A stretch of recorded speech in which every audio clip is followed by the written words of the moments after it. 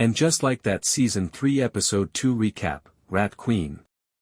Despite the fact that Season 3 of And Just Like That was obviously finished before last week's premiere, I believe that this week's much-needed clarification on the rules and regulations of this situation is partly due to our collective complaints about the absurdity and ambiguity surrounding Carrie and Aidan's long-distance relationship.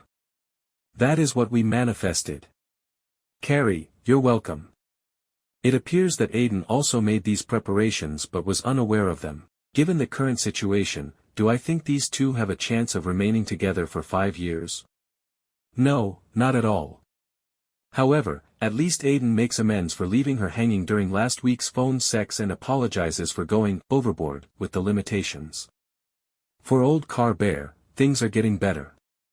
Alright, so initially, things appear to be rather bleak. First of all, we never find out whether she had enough PTSD to ever orgasm again or whether she was able to finish herself off after the most horrific phone call captured on camera since Drew Barrymore had to choose her favorite scary movie.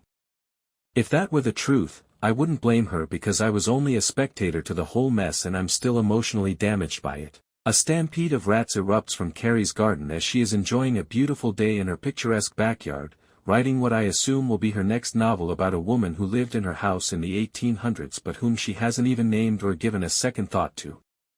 Unfortunately, I mean it literally. I wish this were a euphemism for her ability to receive that O. It is repulsive. Fortunately, things improve after that, primarily because she hires exterminators to take care of it right away, tearing out her entire garden, and Aidan pays her a surprise visit the next day. He's a sensible guy. He admits to Carrie that he thought their most recent phone conversation was weird, and that he sneaked up to New York for the night because Wyatt was spending the weekend with his mother. He carries her to the bedroom after cradling her in his arms. In fact, it's kind of beautiful. It has never been difficult to see why Carrie keeps falling in love with Aidan. And by that, I mean the difference in height between them. That's not how everyone can be swept up. The best thing about this whole situation is that Aidan's admission of strangeness and subsequent escort of Carrie to the bedroom does not mark the end of their relationship discussion. They discuss the status of their union in a very mature manner.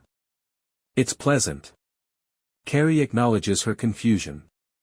While he may stop by whenever he wants, she has been over here worrying about whether it's okay to text him about her life, primarily the rats. He acknowledges that it's puzzling and that he may have overreacted and overcorrected. Though he believes texting are perfectly okay, he still wants to be in Virginia, concentrating on his children. When she has to, she should give him a call. Additional visits are still possible. All of this feels far more plausible. Much more like to a typical long-distance partnership. However, 5 years seems like a very long period, particularly when they still start to encounter issues after the new regulations are put in place. The initial issue? Texting is challenging. It's challenging if one of you likes to compose lengthy voice-to-text messages explaining how a table you want to purchase embodies your relationship with your lover while the other only uses emojis. This seems like a little irritation that could develop into a more serious communication problem, even if I find it hard to believe a carpenter would reply to an SMS about a table with a simple thumbs down. Carrie and Aidan are dealing with another pressing issue that is considerably more tactile. Because beard and willing to handle dirt are two of the best attributes I seek for in a man, this issue arises in the form of the bearded landscape architect, a man who does call himself Adam Gardens in public but is readily pardoned. Adam, who is a native New Yorker and charming despite his slight dishevelment, is causing Carrie a lot of trouble when he comes to fix her post-rat backyard. When Adam begins to talk about how it's thrilling to not know what will happen next and that, what is meant to be has the space to show up, even though they are both flirting innocuously at first, you can tell that there will be some chances for lines to be. In contrast to the premiere last week, everyone else is having a good time doing some amusing antics. Friends, I must admit that I was apprehensive after the premiere. Was the season going to be a complete bore? However, if the remainder of Season 3 is like the rat race, this might be entertaining. I just want to communicate that I'm hopeful.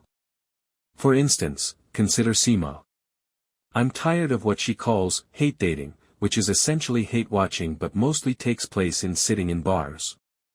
Seema gives concise dress-downs to a number of prospective suitors, including a man named Dan who poses as Wolf.